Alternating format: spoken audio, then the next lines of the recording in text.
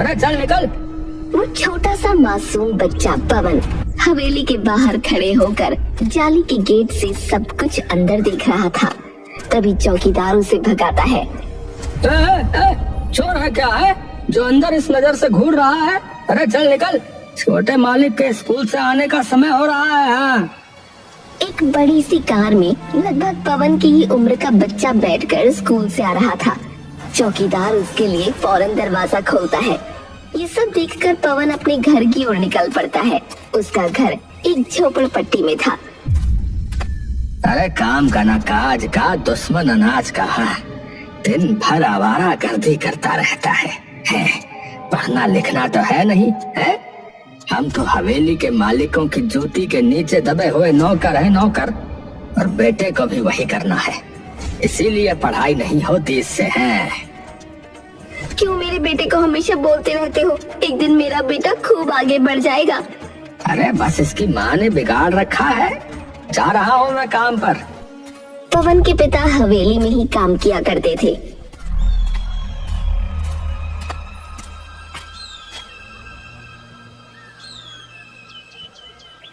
कुछ दिनों बाद हवेली में रह रहे छोटे बच्चे केशव को पढ़ाई के लिए लंदन भेज दिया गया। इधर पवन आवारा बन गया और दूसरी तरफ केशव लंदन में। ये हराम का जना अभी तक कहाँ घूम रहा है, कुछ पता नहीं। ये देखो रात के 11 बज गए हैं। इतने में ही पवन घर पहुंचता है। आप तो बस मुझे हमेशा डांटते रहना। आपकी दवाई लेने गया था मैं। बुढ़े हो गए लेकिन अकल ठिकाने नहीं आ रही। सुषमा, देखा ना तुमने हैं कि ये किस तरह से अपने पिता से बात कर रहा है। अब देख लो इसे। पवन अपने पिता को अनदेखा करते हुए घर के अंदर चला गया। एक दिन मैं उस हवेली पर रात जरूर करूंगा। हाँ। पवन के मन में हवेली के सपने थे, लेकिन उसके पिता हमेशा उसे गालियां ही दिया करते थे। पवन जब अपने दोस्तों के साथ मोहल्ले में गेड़ियां मार रहा था, उसी समय बड़ी बड़ी कारें वहां से गुजरने लगी। पवन की नजर गई कार के अंदर बैठे हुए एक लड़के पर, जो ठीक पवन की तरह नजर आ रहा था। अरे यार, ये गाड़ी में कौन बैठा है? वो तो मेरी तरह ही लग रहा है। तुम्हें तो यार सारे अमीर अपनी तरह लगते हैं यार। वो हवेली का छोटा मालिक है। यार क्या नाम था उसका? हाँ, केशव यार। अरे ये बचपन में ना लंदन चला गया था, आज ही वापस आए। पवन अब जान गया था कि केशव बड़े होने के बाद बिल्कुल उसके जैसा ही नजर आ रहा है। उधर दूसरी तरफ हवेली में बहुत बड़ा आयोजन था। पवन भी वहां पहुंचा। मेरे बच्चे, इतने समय के बाद तुम वापस यहाँ लौटे हो, और वो भी वकालत की पढ़ाई पूरी करके। अब तो तुम बहुत ही अच्छे वकील बनोगे बेटा। आपने मुझे इस काबिल बनाया पिताजी। मैं आपका नाम रोशन जरूर करके दिखाऊंगा। पवन ने देखा कि सब लोग केशव से बहुत प्यार करते थे। पवन भी केशव की जगह लेना चाहता था। पार्टी खत्म होने के बाद पवन अपने दोस्तों के साथ बैठा था। अरे पवन, यार तू तो बिल्कुल सही कह रहा था यार। वो मनोहर का बेटा है ना, बिल्कुल तेरी तरह ही लगता है यार। ऐसा लगता है यार कि बिल्कुल भाई तेरा हम शक्ल हो यार। यार शक्ल तो बिल्कुल उसके जैसी है मेरी, लेकिन साला ये किस्मत ही उसके जैसी नहीं है यार। वो इतना अमीर है, पढ़ा भी लंदन से है, और उसे पूरा परिवार भी प्यार करता है यार। अरे यार एक चीज बता, लेकिन अरे यार इतनी पढ़ाई करने की क्या जरूरत थी यार? जिंदगी भर अपने पिता के टुकड़ों पर पलता तो अच्छी जिंदगी कटती उसकी, नहीं? यार अगर उसकी भी यही सोच होती तो ना वो भी पवन ही होता आज। हाँ, समझा? ये बोलकर सभी दोस्त हंसने लगे। आज पवन पूरी रात घर नहीं गया। अगली सुबह जब वो घर पहुंचा,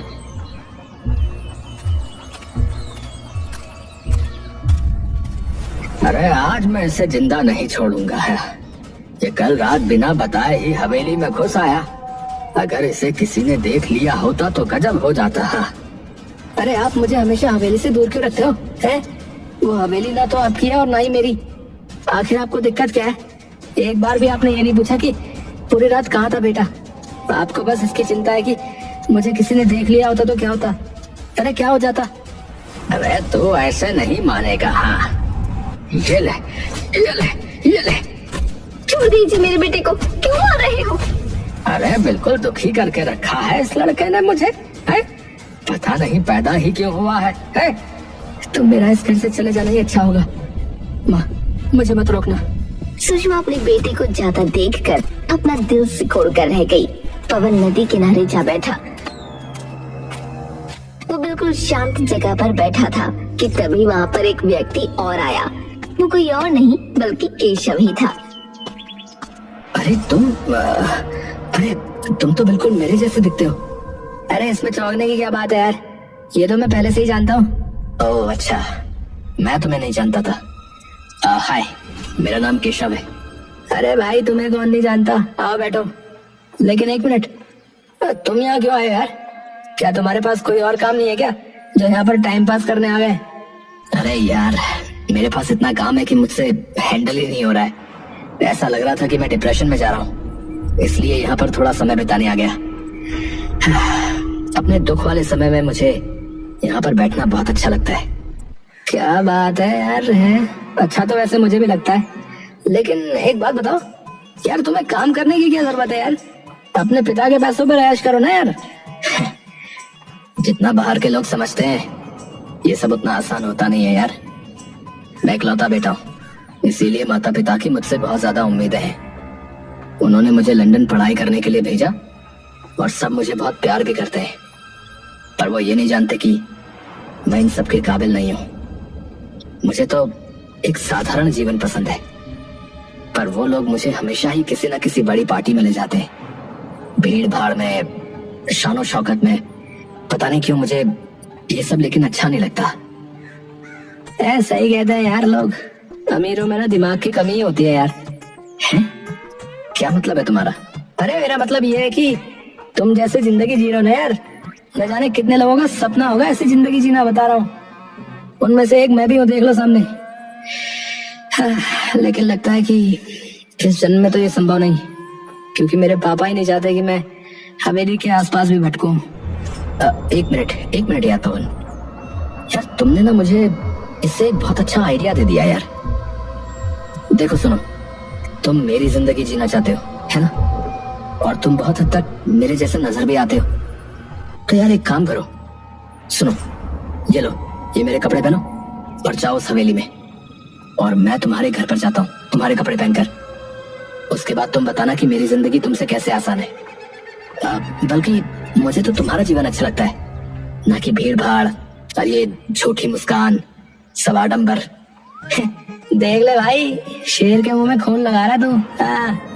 अरे हाँ पापा, मैं समझ गया यार, लेकिन हाँ एक शर्त है, 1 महीने के बाद हम दोनों यही मिलेंगे और वापस अपने अपने घर जाएंगे। ये सब सिर्फ इसलिए है क्योंकि हम अपनी अपनी जिंदगी से परेशान हैं, समझ गया? अरे हाँ भाई समझ गया यार, समझ गया। अब और मत समझा, और जल्दी से अपने कपड़े दे मुझे, और ये ले मेरे कपड़े पहन ले। उसके बाद दोनों एक दूसरे के कपड़े पहनकर एक दूसरे के घर पहुँचे।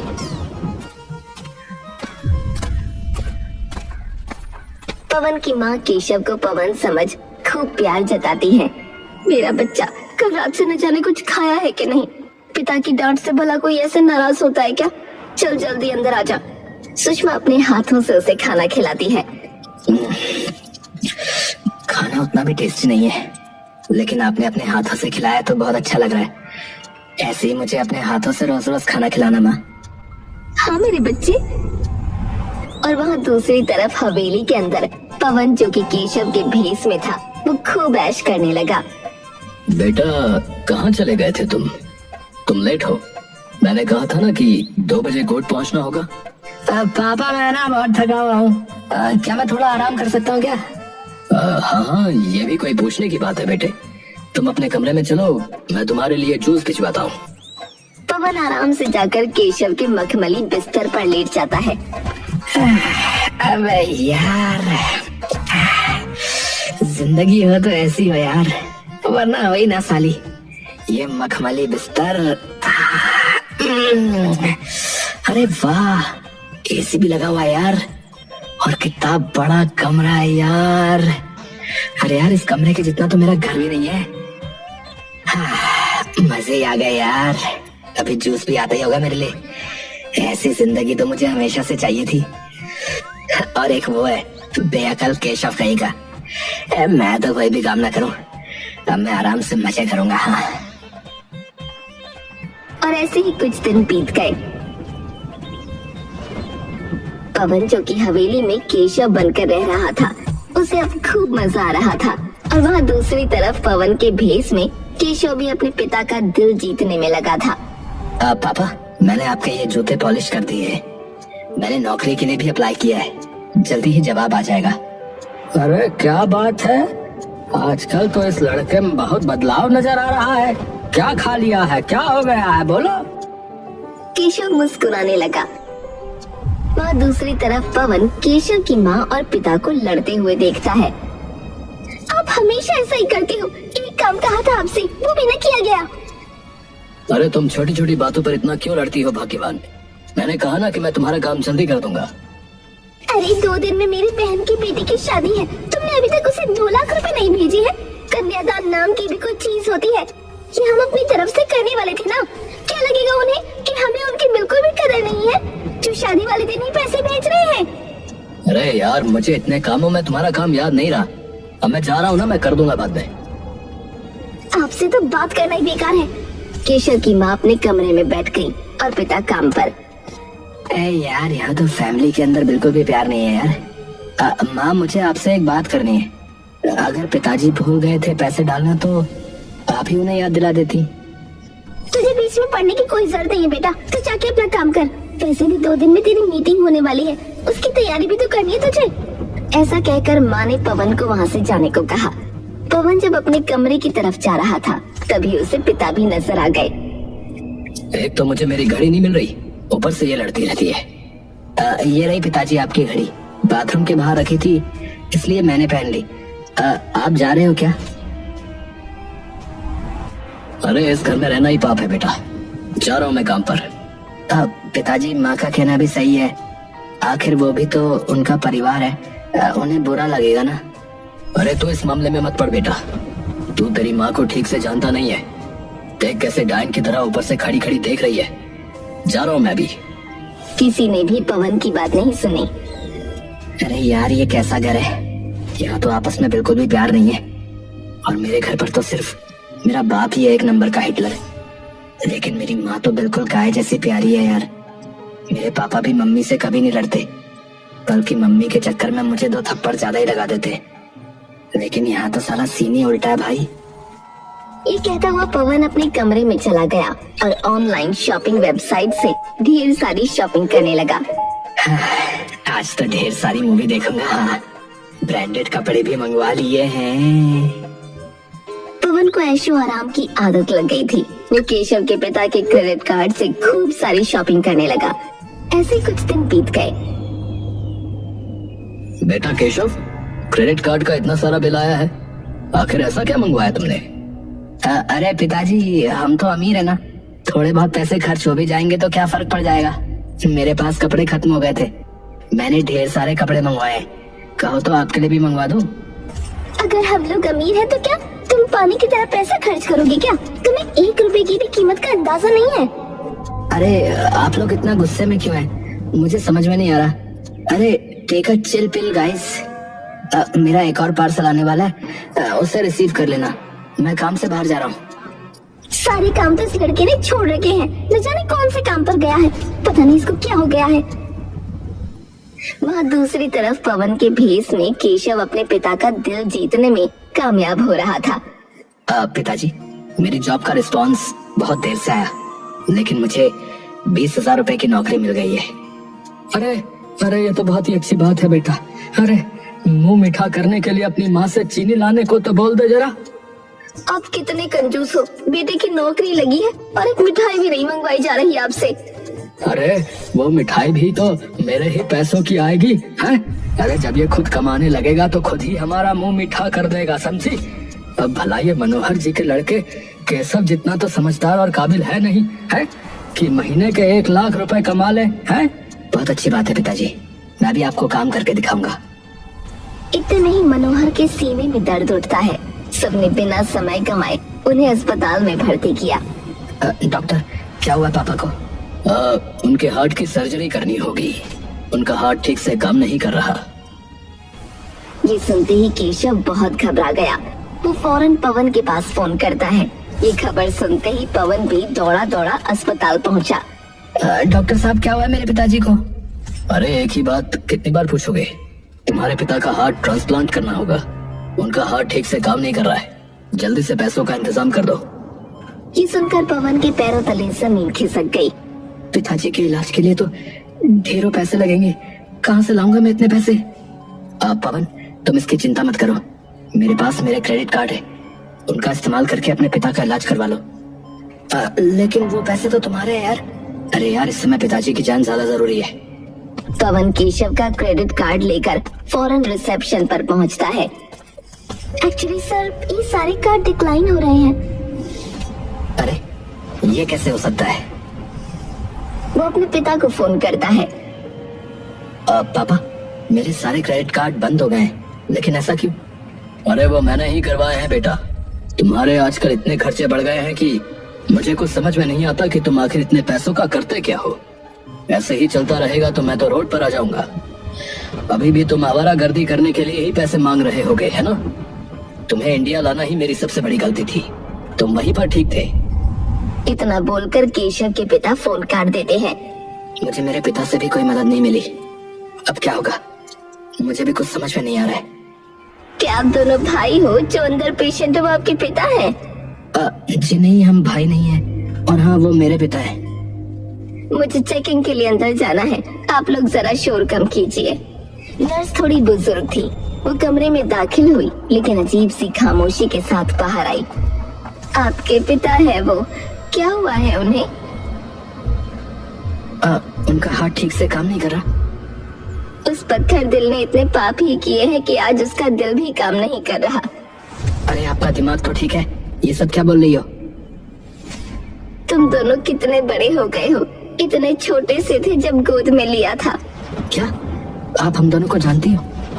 और भला आप पवन के पिता के बारे में ये सब क्यों बोल रही हैं? बहुत सालों पहले मैं तुम दोनों को ढूंढ रही थी, लेकिन तुम्हारा कोई भी नामो निशान नहीं था। मैं तुम्हें सच बताकर अपने पाप से मुक्त होना चाहती हूँ। जल्दी से बताओ कि क्या बात है। मेरे पिता अंदर बीमार हैं। वो तुम्हारे पिता नहीं है, तुम्हारे पिता मनोहर हैं। क्या कहा? मेरे पिता ही पवन के पिता हैं? ये सब आप क्या बोल रही हो? जिस दिन तुम्हारी माँ ने तुम दोनों को जन्म दिया, उस दिन मैं यही मौजूद थी। तुम दोनों जुड़वा भाई हो। पवन तुम्हारा पिता राम सिंह बहुत लालची इंसान था। वो मनोहर से बहुत जलता था। वो बस मनोहर के वारिस को तड़पता हुआ देखना चाहता था, इसीलिए उसने मुझे पैसे देकर तुम्हें चुराने को कहा। मैंने बचपन में ही तुम दोनों को अलग कर दिया था और सबको कहा कि तुम मर गए हो। मैंने चंद पैसों के लालच में आकर इंसानियत का सौदा कर डाला। बच्चों, मुझे माफ कर दो। तो आप ही हैं वो मैडम जिनकी वजह से मैं बचपन से उस कचरे में जिंदगी गुजारा था। अरे यार, तुम्हें इन सब चीजों की पड़ी है? और मैं सोच रहा था कि मुझे मेरा भाई मिल गया। दोनों भाई गले लग जाते हैं। और मैं हमेशा सोचता रहा कि मेरे पिता मुझसे नफरत क्यों करते हैं। आज मुझे उसकी वजह पता चली है। मरने दो उसे अंदर।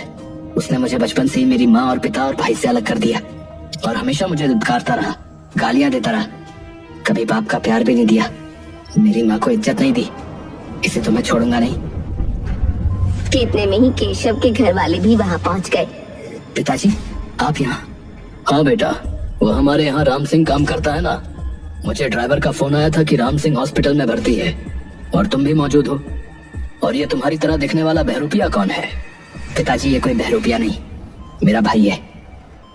किसी भी रोड चलते इंसान को अपना भाई बना लोगे? ये कोई बहरूपिया है जो तुम्हें बेवकूफ बना रहा है। सच बताओ कि कौन हो तुम? क्या चाहिए तुम्हें? प्लास्टिक सर्जरी करवा कर मेरे बेटे जैसा चेहरा तो बना लिया, लेकिन कभी भी अपने आप को मेरा बेटा साबित नहीं कर पाओगे। आप लोग मुझे गलत समझ रहे हो। दरअसल मैं आपका ही बेटा हूँ माँ। आपके 2 जुड़वा बेटे हुए थे, उनमें से एक मैं हूँ। झूठ बोल रहे हो तुम। मेरा वो बेटा तो मर चुका था। मैडम, मुझे माफ कर दीजिए। मैंने ही आपका बच्चा चुराया था और आपसे कहा कि आपका बच्चा मरा हुआ पैदा हुआ। इस काम की राम सिंह ने मुझे ढेर सारी कीमत दी थी। इतने सालों तक ये राज मैंने अपने अंदर दफन रखा। मैंने आप लोगों को ढूंढा भी था, लेकिन कोई नहीं मिला। आज आप लोग मुझे मिले हो। आज मैं आपको सच बता रही हूँ, मेरे दिल का बोझ उतर गया। ये सब सुनकर केशव की माँ के मन में ममता जाग पड़ी और वो फौरन पवन को गले से लगा लेती है। इतने सालों तक मैं तुमसे अलग रही, मैं नहीं जानती थी कि तुम कहाँ हो, कैसे हो। आज तुम्हें अपनी नजरों के सामने देखकर मुझे बहुत अच्छा महसूस हो रहा है। और मुझे भी आपसे मिलकर बहुत अच्छा लग रहा है। कितने में ही सुषमा वहाँ पहुँची। अपनी असली माँ से मिल जाने के बाद तुम मुझे तो भूल ही गया होगा बेटा। तेरे पिता की गलती की सजा मुझे क्यों मिल रही है? आप मेरी यशोदा मैया हो। आपने ही मुझे पाल पोस कर बड़ा किया है। भला मैं आपसे दूर कैसे हो सकता हूँ? मेरे बच्चे, इधर आओ मेरे पास। मनोहर भी पवन के गले लग गया। इतने में ही सुषमा की सिसक सिसक कर रोने की आवाज आई।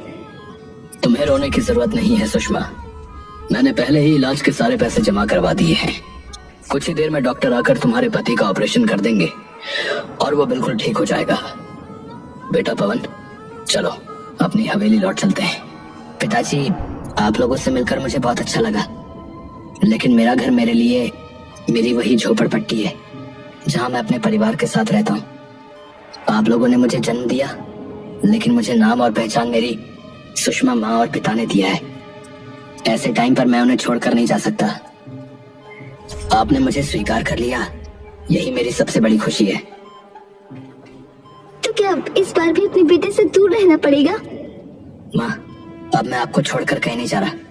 मैं तो हमेशा आपके पास ही रहूंगा, लेकिन सुषमा माँ को भी मेरी जरूरत है। मैं अपना फर्ज निभाऊंगा। और हाँ, पिता को भी ये साबित करना है कि मैं कोई बहरूपिया नहीं, बल्कि हवेली का ही खून हूँ। डॉक्टर ऑपरेशन करने कैबिन में जा पहुँचे और कुछ घंटे के ऑपरेशन के बाद ऑपरेशन सफल रहा। अब आप लोग उनसे मिल सकते हैं। सबसे पहले मैं मिलकर आता हूँ। मनोहर राम सिंह के पास गया। मालिक, आप यहाँ? अब कैसे हो तुम? ठीक ही लग रहे हो। वो बाहर मैंने तुम्हारे बेटे को देखा, वो बिल्कुल केशव की तरह लगता है। अरे मालिक, छोड़िए उसकी बात है। एक नंबर का बहरूपिया इंसान है। क्योंकि वो मेरा बेटा है, इसीलिए छिपाने की जरूरत नहीं है। नर्स ने मुझे सब बता दिया। अब राम सिंह के पास अल्फाज नहीं बचे थे। काम से तो मैं तुम्हें निकाल ही रहा हूँ, लेकिन मैं अपने बेटे को भी तुम्हारे पास छोड़कर जा रहा हूँ। मैं रोज तुमसे खबर लूंगा। अगर उसे जरा सी भी दिक्कत आई तो मैं तुम्हें छोड़ूंगा नहीं। हाँ हाँ, जी जी। राम सिंह को कुछ समझ नहीं आ रहा था कि पल भर में ये सब क्या हो गया। मनोहर वहाँ से उठकर चला गया और कुछ ही देर में पवन और सुषमा कमरे में आ पहुँचे। कैसे हो पिताजी? ठीक तो हो? अरे नालायक, तो खुद पर ध्यान दे। अरे अभी अभी दिल का ऑपरेशन हुआ है, जरा धीरे बात करो है। और सुनो, आपकी इन धमकियों से कुछ नहीं होने वाला, क्योंकि अब मुझे पता चल चुका है कि मैं आपका बेटा नहीं हूँ। लेकिन आप चिंता मत कीजिए, मैं आपकी तरह बहरूपिया नहीं हूँ जो दिखता कुछ है और करता कुछ है। अरे तो यहाँ पर क्यों बैठे हो? जब सब सच पता चल चुका है तो जाओ अपने अमीर पिता के पास। है, बचपन से ही तुम हवेली में रहना चाहते थे ना। जाओ जाओ, ये सपना भी पूरा कर लो, जाओ। मैं आपको छोड़कर कहीं नहीं जाने वाला। मेरे अलावा आपका और कोई सहारा भी नहीं है। आपने मुझे बेटा नहीं माना, लेकिन मैंने आपको पिता माना है। ये सुनकर राम सिंह का मन पिघल गया। राम सिंह पवन को गले लगा लेता है। उस दिन के बाद से दोनों भाई, जिन्हें बहरूपिया समझा जाता था, अब वो दोनों मिल चुके थे। वो दोनों कोई भी काम करते तो आपस में मिलकर ही किया करते थे। यहाँ तक कि अब राम सिंह का व्यवहार भी पवन के प्रति बदल गया था।